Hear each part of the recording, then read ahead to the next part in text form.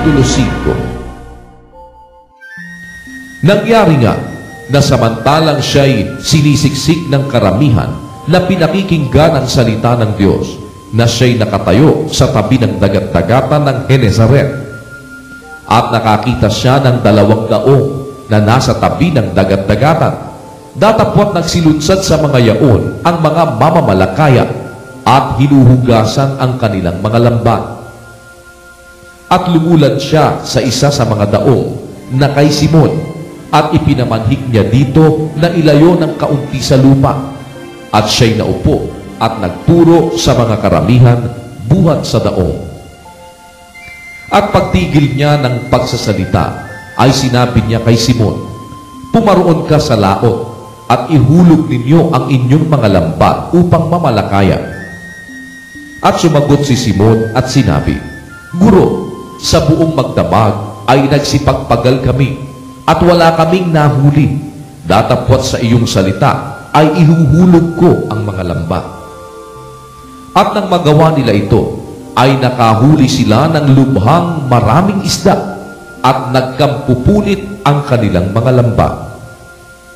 At kinawayan nila ang mga kasamahan sa isang daong upang magsilapit, at sila'y tulungan. At sila'y nagsilapit at nangapuno ang 2 daong, ano pat sila'y nagpasigulang lulubog. Datapwat nang makita ni Simon Pedro, ay nagpatira pa sa mga tuhod ni Jesus na nagsasabi, "Lumayo ka sa akin, sapagkat ako'y taong makasalanan, o Panginoon." Sapagkat siya at ang lahat ng kasama niya ay nagsipanggilalas dahil sa karamihan ng mga isdang kanilang nangahuli. At gayon din si Santiago at si Juan, mga anak ni Zebedeo, na mga kasama ni Simon. At sinabi ni Jesus kay Simon, "Huwag kang matakot. Mula ngayon ay mamamalakaya ka ng mga tao." At nang maisadsad na nila sa lupa ang kanilang mga daong, ay iniwan nila ang lahat at nagsisunod sa Kanya.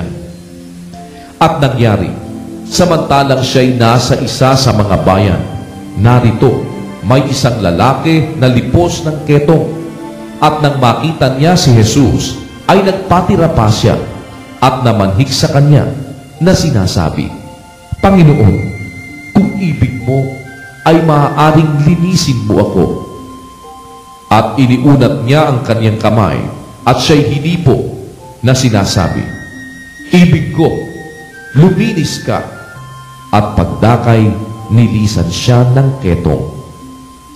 At ipinagbilin niya sa kanya na huwag sabihin kanino man, kundi yumaon ka ng iyong lakad at pakita ka sa saserdote at maghandog ka sa pagkalinis sa iyo, alinsunod sa iniutos ni Moises na pinakapatotoo sa kanila.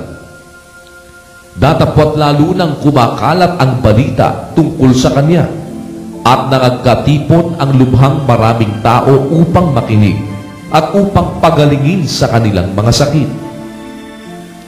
Datapwat siya'y lumigpit sa mga ilang at nananalangin.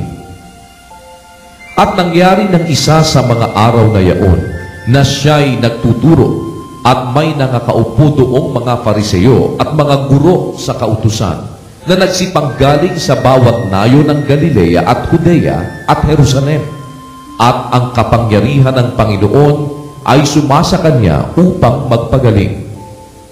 At narito, dinala ng mga tao na nasa isang higaan ang isang lalaking lumpo, at pinagpipilitan niyang maipasok siya at ilagay siya sa harap nila.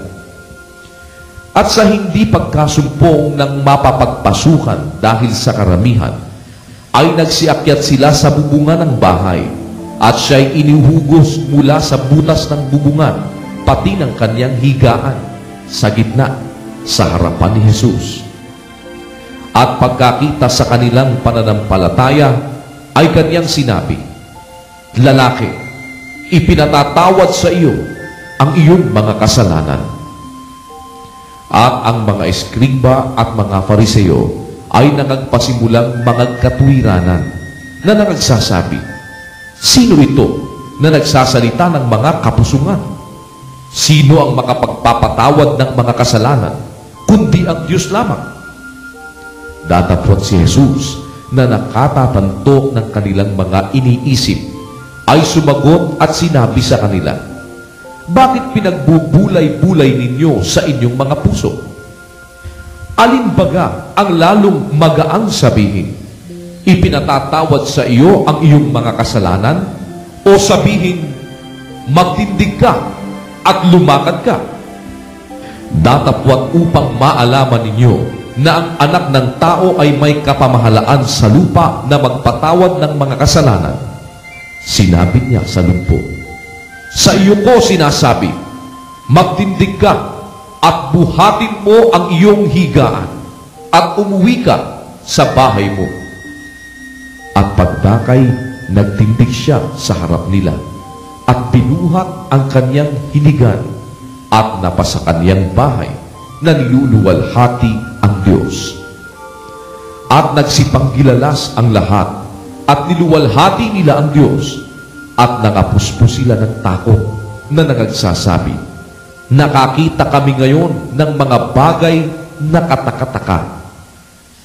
At pagkatapos ng mga bagay na ito, siya'y umalis at nakita ang isang maniningil ng buwis na nagngangalang Levi na nakaupo sa paningilan ng buwis at sinabi sa kanya, "Sumunod ka sa akin." At iniwan niya ang lahat at nagtindig at sumunod sa kanya. At siya'y ipinagpiging ng malaki ni Levi sa kanyang bahay at lubhang maraming maniningil ng buwis at mga iba pa na nangakasalo nila sa dulang. At nangagbulong-bulungan ang mga Fariseo at ang kanilang mga eskriba laban sa kanyang mga alagad na nangagsasabi, "Bakit kayo'y nagsisikain at nagsisiinom na kasalo ng mga maniningil ng buwis at ng mga makasalanan?"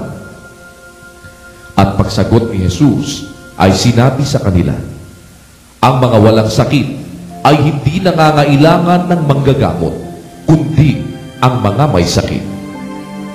Hindi ako pumarito upang tawagin ang mga matuwid, kundi ang mga makasalanan sa pagsisisi." At sinabi nila sa kanya, "Ang mga alagad ni Juan ay nangag-aayunong madalas at nagsisigawa ng mga pagdaing. Gayon din ang mga alagad ng mga Fariseo. Datapwat ang mga iyo'y nagsisikain at nagsisiinom." At sinabi ni Jesus sa kanila, "Mangyayari bagang papag-ayunuhin ninyo ang mga abay sa kasalan, samantalang ang kasintahang lalaki ay kasama nila? Datapwat darating ang mga araw at pagkainalis sa kanila ang kasintahang lalaki, kung magkagayoy, mag-aayuno sila sa mga araw na yaon." At sinalita rin naman niya sa kanila ang isang talinhaga. Walang taong pumila sa bagong damit at itinagpi sa damit na luma.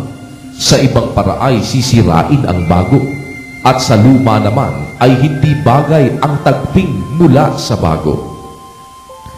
At walang taong nagsisilid ng alak na bago sa mga balat na luma. Sa ibang paraay, papuputukin ng alak na bago ang mga balat, at mabububog, masisira ang mga balat. Kundi dapat isilid ang alak na bago sa mga bagong balat. At walang taong nakainom ng alak na laon ay iibig sa alak na bago, sapagkat sasabihin niya, "Mabuti ang laon."